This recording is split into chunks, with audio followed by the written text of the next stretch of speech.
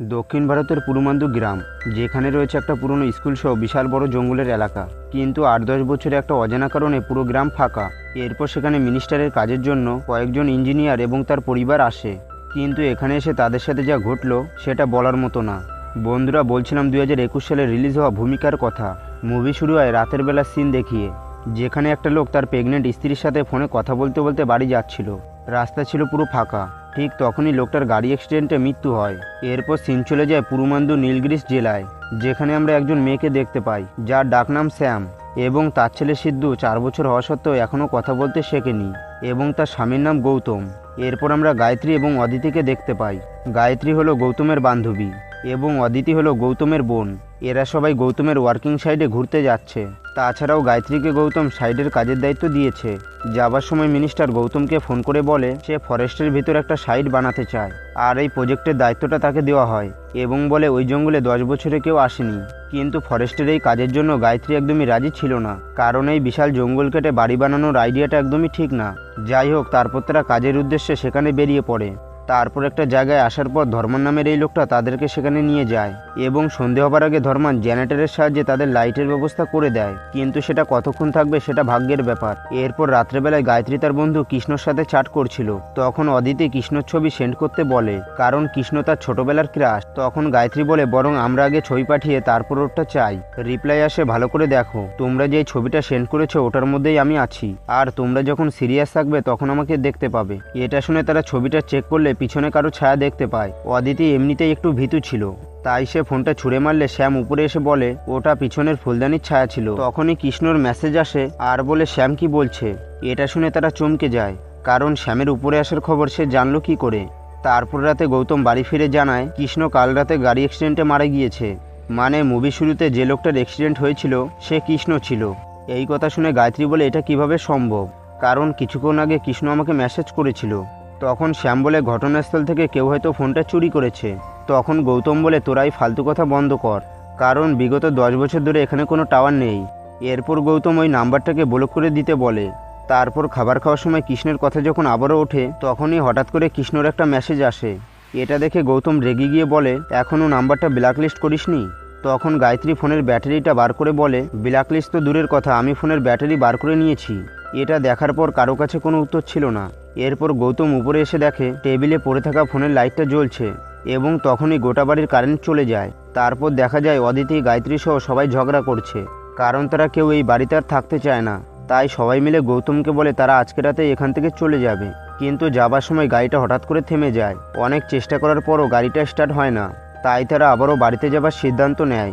এরপর গৌতম উপর থেকে ফোন আনলে দেখে কৃষ্ণ একই মেসেজ বারবার করে গেছে, আর সেটা হলো মাউন্ট রোজি আর স্কুল মিস্ট্রি।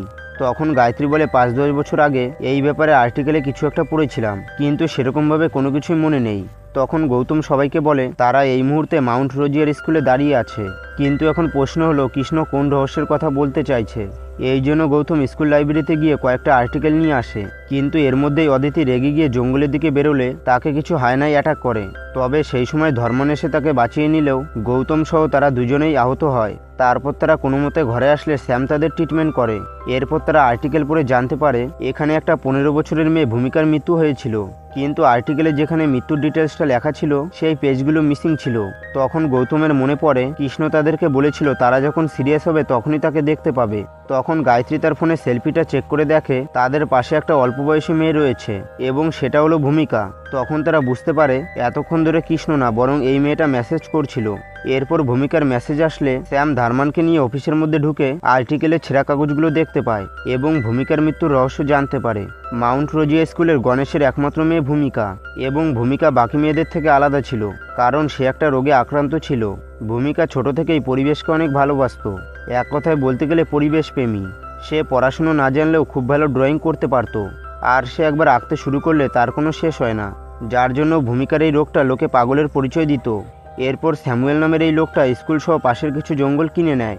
স্যামুয়েল তখন স্কুল সহ পুরো জঙ্গলটা নিজের মতন করে তৈরি করতে চায়, যার জন্য জঙ্গল কাটতে হবে।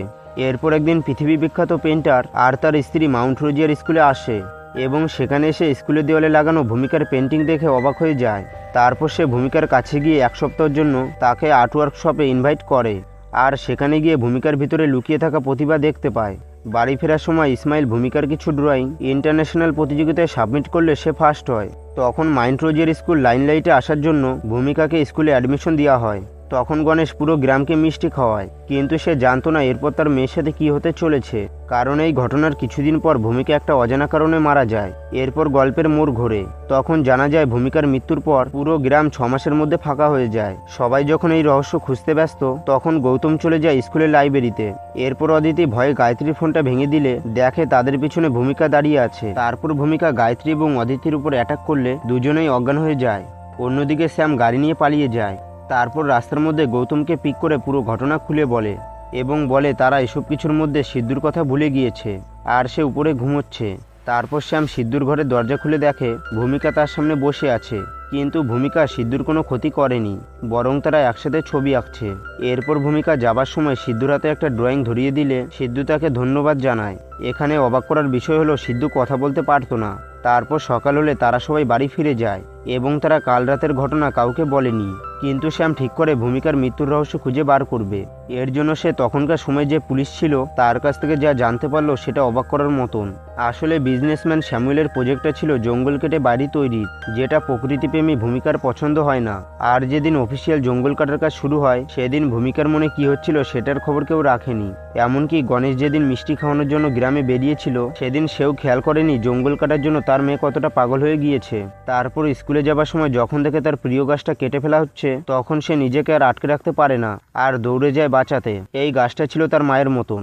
গণেশ তখন সবাইকে রিকোয়েস্ট করছিল এই গাছটা যেন না কাটে, কিন্তু কেউ তার কথা শোনে না। সেই জন্য ভূমিকা গাছে মাথা ঠুকে মারা যায়। তারপর দেখা যায় এই প্রজেক্টের সাথে যারা যুক্ত ছিল তারা সবাই একটা অদ্ভুত কারণে মারা যায়। আসলে ভূমিকা তাদের সবাইকে মেরে ফেলেছে। তাছাড়াও বিগত 10 বছর ধরে ভূত হয়ে এই পরিবেশকে রক্ষা করছে।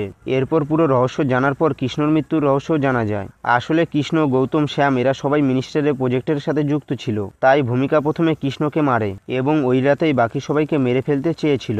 আসলে ভূমিকা কোনো সাধারণ মেয়ে ছিল না। সে মৃত্যুর পর প্রকৃতির দেবীতে পরিণত হয়, কিন্তু যখনই কেউ এই দেবীকে না মেনে জঙ্গলকে ধ্বংস করতে যায় তখনই তাদের মৃত্যু হয়। আর বন্ধুরা, এর সাথে সাথে মুভির গল্পটা শেষ হয়ে যায়। তো বন্ধুরা, তোমাদের এই মুভির গল্পটা কেমন লাগলো সেটা কমেন্ট বক্স অবশ্যই বলে যাবে। আর ভিডিওটা যদি একটু ভালো লেগে থাকে তাহলে একটি লাইক দিয়ে চ্যানেলটিকে অবশ্যই সাবস্ক্রাইব করে রাখবে। তো বন্ধুরা, আবারও দেখা হবে নতুন একটা মুভির এক্সপ্লেন ভিডিও নিয়ে।